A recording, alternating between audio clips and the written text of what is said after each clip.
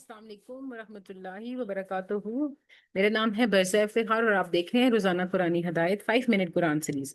Day 19 جز 1 میں. آج ہم الحمدللہ سورہ بقرہ کی آیت نمبر 86 سے لے کر 90 کو گو تھرو کریں گے اور دیکھتے ہیں کہ اللہ سبحانہ تعالیٰ نے ہمیں اس میں کیا میسج دیا ہے اور کوشش کرتے ہیں کہ ہم اس کو بہترین طریقے سے سمجھ سکیں. چلیے جی اسٹارٹ کرتے ہیں آیت نمبر 86 سے. اعوذ باللہ من الشیطان الرجیم بسم اللہ الرحمن الرحیم. اولئک الذین اشتروا اولئک الذین اشتروا الحیات الدنیا بالآخرہ. یہ وہ لوگ ہیں جنہوں نے آخرت کے بدلے دنیا کی زندگی خرید لی ہے. اور فلا یخفف عنہم العذاب ولا هم ینصرون کہ سونا ان کے عذاب میں کمی کی جائے گی اور نہ ہی وہ مدد دیے جائیں گے. اچھا اگر آپ کو یاد ہو تو جو کل کا لیکچر تھا اس میں ہم نے دیکھا تھا کہ اللہ سبحانہ تعالیٰ نے بنی اسرائیل کے وعدوں کے بارے میں بات کی تھی کہ انہوں نے دو وعدے اپنے جو دو آیات تھیں اس بارے میں کہ انہوں نے اپنے وعدے توڑ دیے تھے. جیسے ان کو حکم دیا تھا کہ اللہ سبحانہ تعالیٰ کے علاوہ کسی کی عبادت نہیں کرنی اور وہ مختلف چیزوں کی عبادت کرنے میں لگ گئے تھے. پھر والدین کے ساتھ احسان کا حکم، پھر رشتہ داروں کے ساتھ، پھر یتیموں کے ساتھ، مسکینوں کے ساتھ، اور پھر یہ کہ نماز قائم کرو، زکوٰۃ ادا کرو اور آپس میں ایک دوسرے، پھر اگلا تھا کہ آپس میں ایک دوسرے کو قتل نہ کرو، گھروں سے نہ نکالو. تو وہ تمام چیزیں ہم نے دیکھی تھی کہ کس طرح وہ بنی جو مدینہ کے اندر اوس و خزرج کے جو قبیلے تھے وہ کس طرح آپس میں لڑتے رہتے تھے. اور پھر وہ تمام واقعہ ہم نے دیکھا تھا کہ اللہ نے پھر منع کیا تھا کہ ایسا نہ کیا کرو کہ کچھ چیزوں پر آپ جو ہے وہ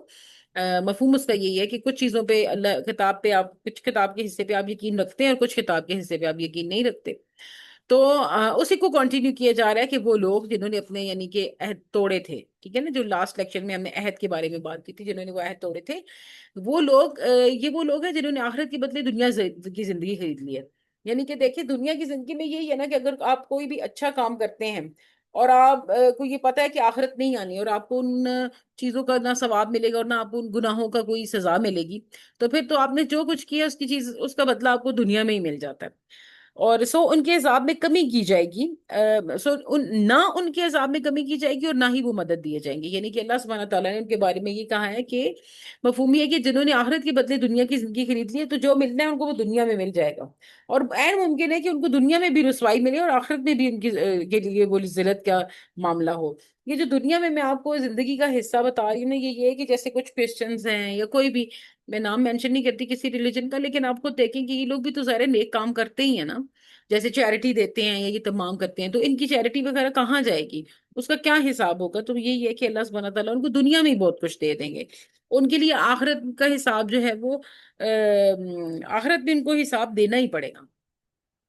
تو نہ ان کے عذاب میں کمی ہوگی نہ ہی وہ مدد کیے جائیں گے. تو جو لوگ اللہ کے عہد توڑتے ہیں، دین کو اپنی مرضی کے حساب سے لیتے ہیں، تو ان کا نتیجہ یہ ہوتا ہے کہ دنیا میں بھی ان کے لیے ذلت ہوتی ہے اور پلس یہ کہ آخرت میں بھی ان کو سخت عذاب ملتا ہے. تو واقعی کا بیک گراؤنڈ تو میں آپ کو بتا دیا تھا نا کہ یہودی قبیلے بنو نذیر، بنو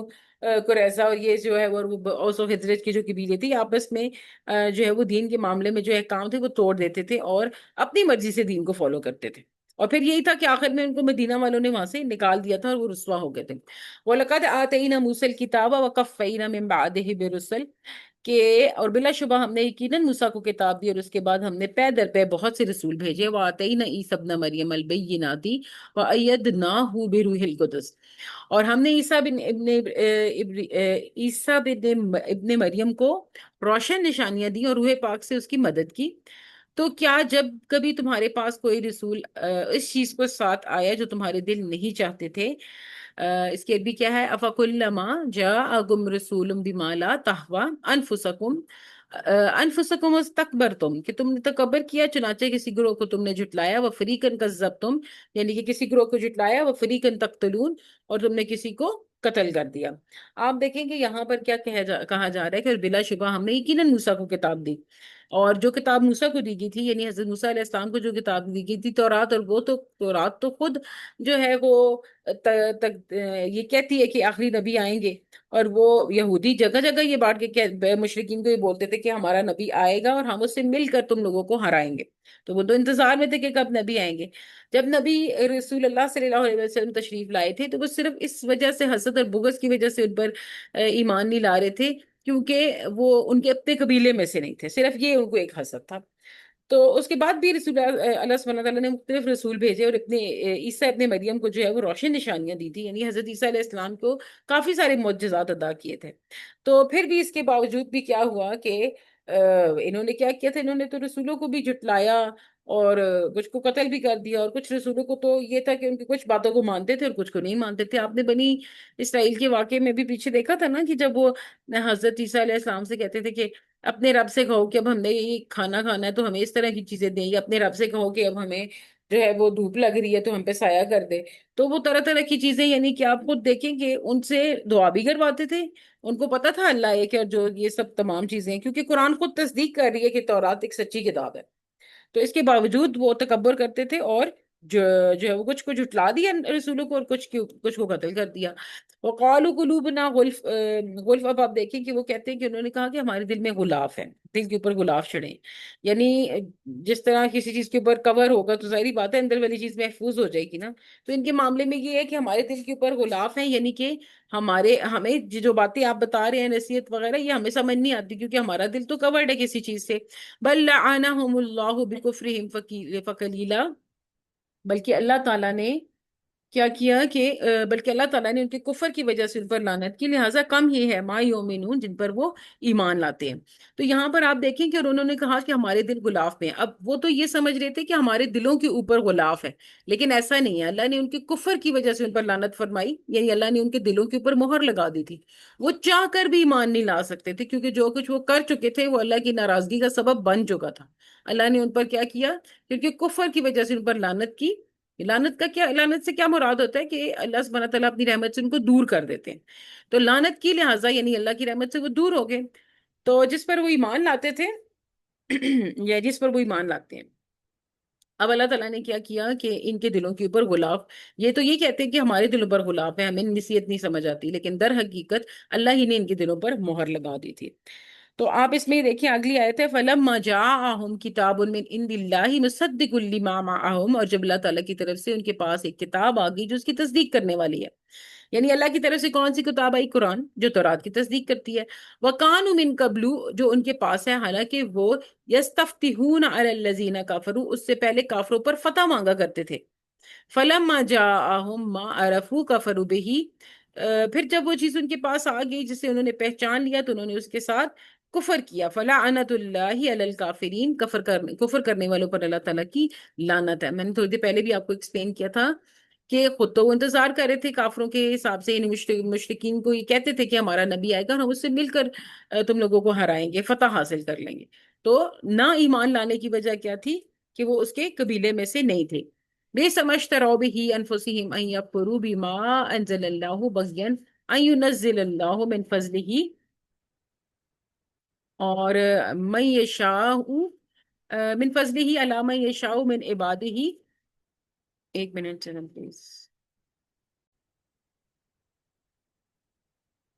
عبادی ہی، اور بری ہے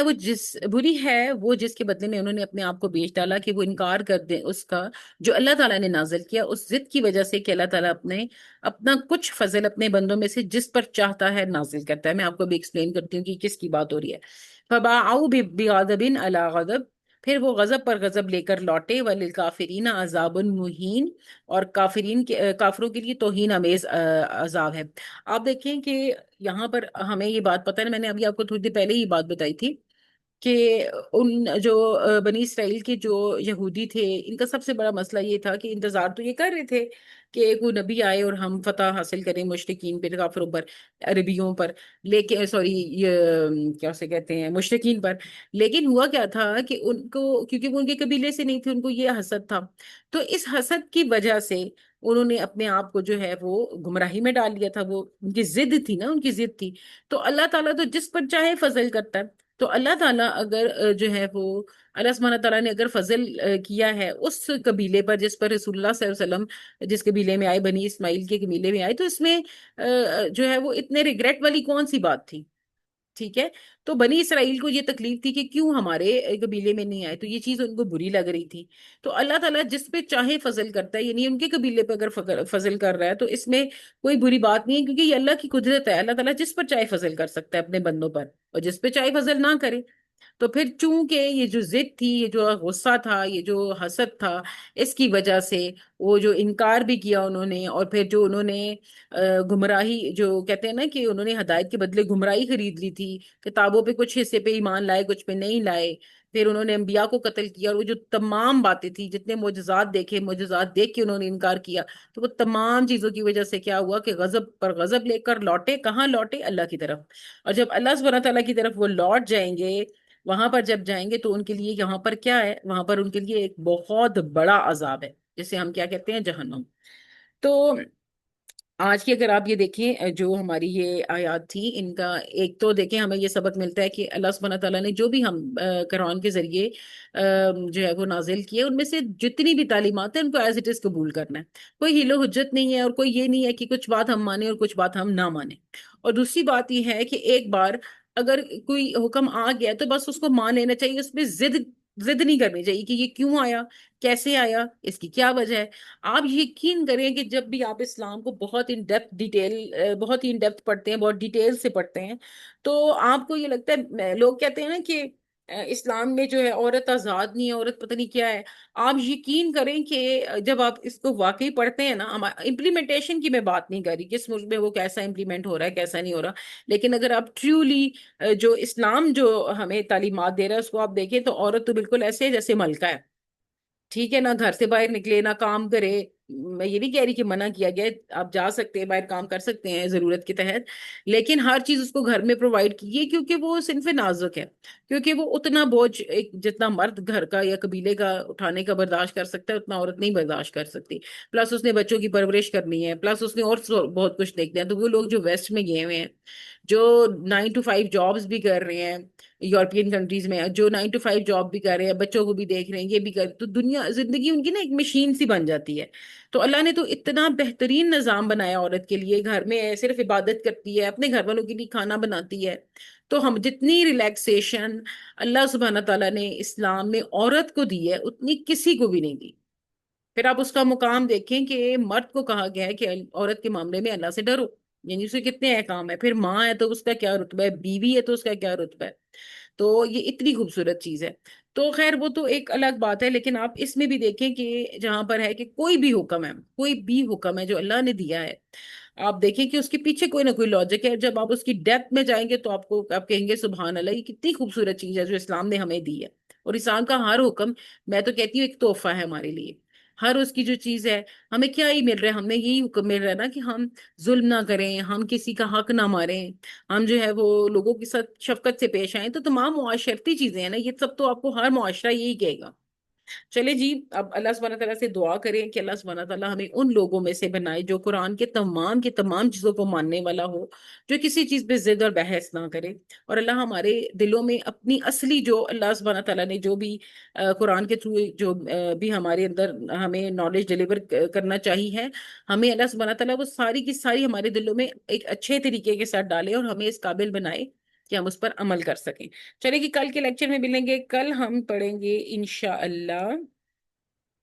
کل ہمارا Day 20 ہوگا، اور انشاءاللہ ہم 91 سے 96 تک کی جو ہے وہ اسٹڈی کریں گے انشاءاللہ۔ چلیں جی، تھینک یو سو مچ، اللہ حافظ۔